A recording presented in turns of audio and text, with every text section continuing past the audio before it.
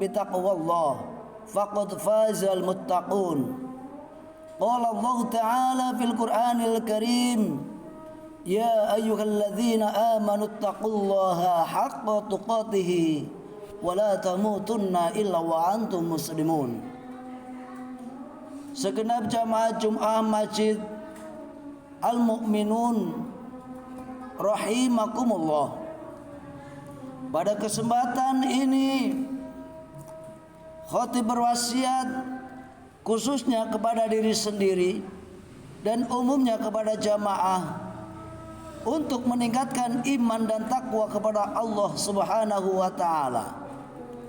Iman dalam pengertian at-tasdiqul jazimu bima jaa bihi nabiyyu sallallahu alaihi wasallam, pembenaran hati secara mantap terhadap seluruh ajaran yang dibawa oleh baginda Rasulullah sallallahu alaihi wasallam.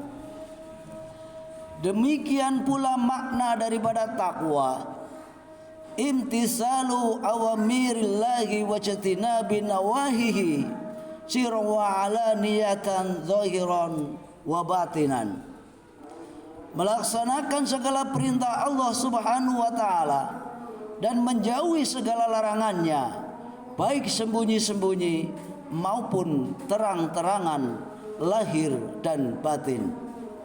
Dengan demikian, kalangan bertakwa adalah tetap konsisten kala dilihat maupun tidak dilihat orang, dipuji maupun tidak dipuji pihak manapun, kita tetap melaksanakan apa yang diwajibkan oleh Allah Subhanahu wa ta'ala.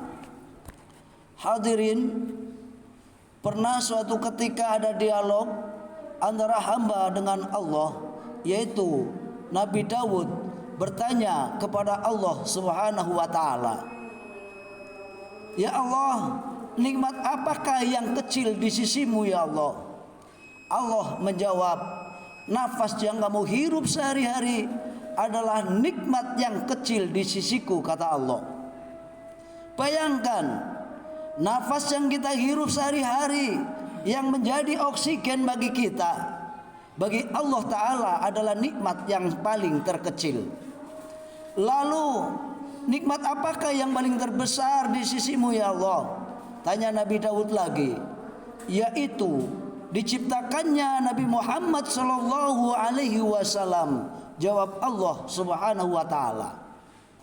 Tidak heran, maka dalam hadis qudsi dikatakan, laulaka ya Muhammadin lima khalaqatal aflaka, yang artinya, jika bukan karena engkau wahai Muhammad, tidak aku ciptakan alam semesta ini. Kelahiran Nabi Muhammad sallallahu alaihi wasallam memang anugerah, kado terindah bagi umat manusia dari Allah yang wajib kita syukuri. Karenanya Allah Ta'ala berfirman, qad manallahu 'alal mu'minina idz ba'atsa fihim rasula.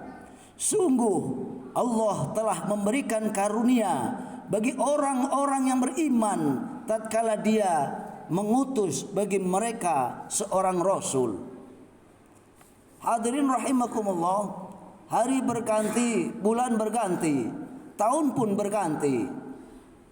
Tak terasa kita sudah memasuki bulan Rabiul Awal, bulan kelahiran baginda Rasulullah sallallahu alaihi wasallam, seorang rasul yang diutus untuk membawa rahmat dan kasih sayang bagi manusia dan alam semesta, atau rahmatan alamin, yang inti daripada ajarannya hanya dua. Yang pertama, hanya mengagungkan Allah Subhanahu wa taala dan cinta kasih terhadap sesama makhluk.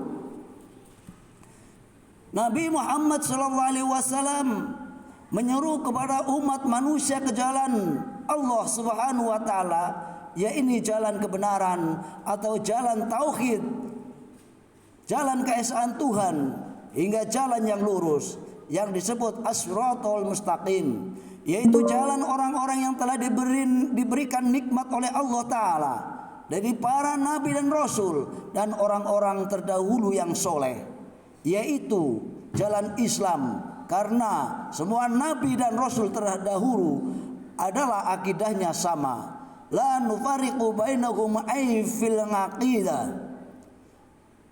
Maknanya adalah bahwa sejak Nabiullah Adam alaihissalam hingga Nabi Muhammad sallallahu alaihi wasallam, mereka menyerukan kalimat tauhid, mengesahkan Allah, untuk mengesahkan Allah Subhanahu wa taala, la ilaha illallah, yakni mesti syariatnya berbeda, yang pada akhirnya semua syariat para nabi yang berjumlah 124.000 nabi, yang 313 diangkat sebagai rasul, semua syariatnya adalah sudah dirangkum oleh baginda Rasulullah Shallallahu Alaihi Wasallam di dalam Al-Quran. Semoga kita sebagai umat Islam yang beriman senantiasa diberikan kekuatan untuk istiqomah dalam mengikuti ajaran Nabi Muhammad Shallallahu Alaihi Wasallam, meneladani jejak kehidupannya yang penuh cahaya ilmu dan hikmah, banyak bersolawat kepadanya dalam diri Rasulullah. Sungguh terdapat suri tauladan yang baik dan patut dicontoh, kecuali kekhususan yang melekat pada dirinya. Semua ucapan dan tindakannya adalah untuk diikuti, sebagaimana dikatakan oleh Syekh Abdul Hamid Hakim dalam kitab Usul Fiqih Mabadi Awaliyah. Al-aslu fil af'alin Nabi sallallahu alaihi wasallam al-iqtida'u illa ma dallat dalilu ala ikhtisasi. Hukum asal segala perbuatan Nabi adalah untuk diikuti, kecuali ada dalil yang mengkhususkannya, seperti diperbolehkannya Rasulullah Shallallahu Alaihi Wasallam menikahi 9 orang istri, dan ini tidak diperbolehkan oleh umatnya menikah sampai 9 istri. Barakallahu li wa lakum bil Qur'anil azim wa nafa'ni wa iyyakum bima fihi minal ayati wa dzikril hakim wa taqabbal minni tilawatahu innahu huwas samiul alim. Aqulu qouli hadza fastaghfirullahal azim innahu huwal ghafurur rahim.